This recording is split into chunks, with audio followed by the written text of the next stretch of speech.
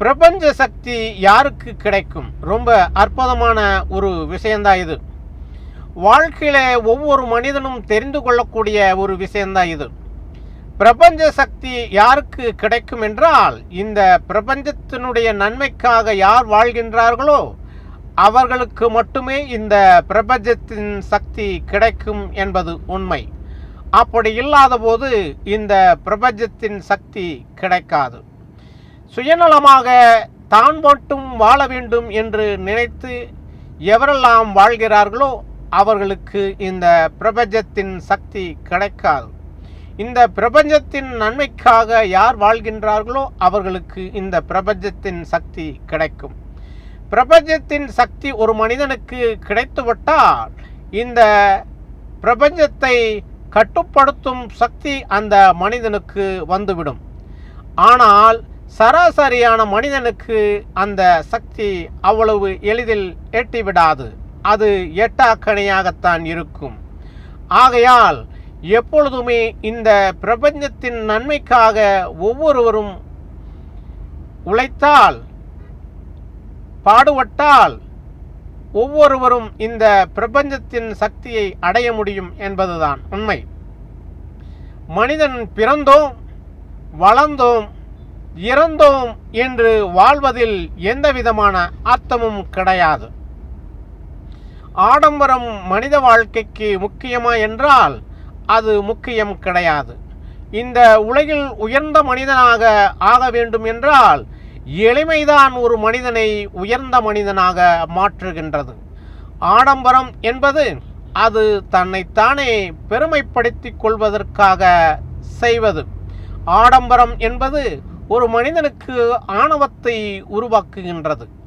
ஆடம்பரம் என்பது ஒரு மனிதன் தனக்கு தானே அழித்து கொள்ளும் ஒரு விஷயத்தை செய்து கொள்வது.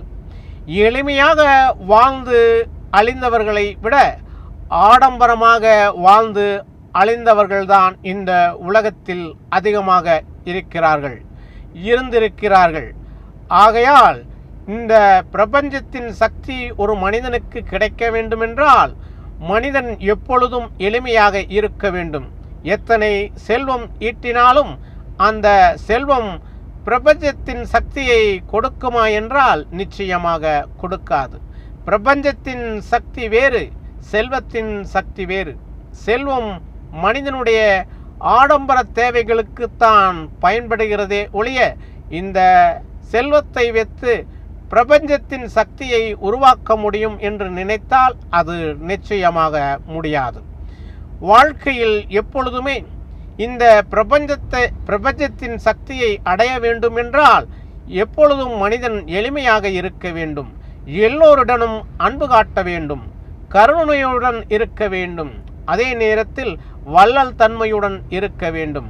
அப்படியெல்லாம் இருந்தால் மட்டுமே இந்த பிரபஞ்சத்தின் சக்தியை ஒரு மனிதனால் அடைய முடியும் என்பதுதான் உண்மை. பிரபஞ்ச சக்திக்கு எளிமைதான் முக்கியமே ஒழிய ஆடம்பரம் அல்ல, அந்தஸ்து அல்ல என்பதை நினைவில் வைத்துக் கொள்ளுங்கள். இறைவனை அடைய வேண்டும் என்றால் அந்த இறைவனுக்கு உள்ளம்தான் முக்கியமே தவிர உங்களுடைய உடைகளோ ஆபரணங்களோ அல்ல என்பதை நினைவில் வைத்துக் கொள்ளுங்கள். உள்ளம் உயர்ந்திருந்தால் மட்டுமே இந்த பிரபஞ்சத்தின் சக்தியை ஒரு மனிதனால் அடைய முடியும். அப்படி இல்லாவிட்டால் அந்த மனிதன் சராசரி மனிதனாகத்தான் இருக்கும். இந்த பிரபஞ்சத்தில் ஒரு மனிதனுக்கு எப்படி பிரச்சனை வருகிறது என்றால் ஆடம்பரமாக வாழும்போது அந்த மனிதனுக்கு பிரச்சனைகள் உருவாகிறது. எப்படி அந்த பிரச்சனைகள் உருவாகிறது என்றால் ஆடம்பரம் ஒரு மனிதனை ஆணவத்தின் வழியே நடத்தி செல்லும் என்பதுதான் உண்மை. ஆணவத்தின் வழியே எவர் ஒருவர் நடக்கின்றார்களோ அவர்களுக்கு வாழ்க்கையில் பிரச்சனை இருந்து கொண்டே இருக்கும் என்பதுதான் உண்மை. ஆகையால் நீங்கள் ஆடம்பரம் இல்லாமல் எளிமையாக இருக்க கற்றுக்கொள்ளுங்கள். வாழ்க்கை அற்புதமாக இருக்கும் என்பதுதான் உண்மை. நன்றி.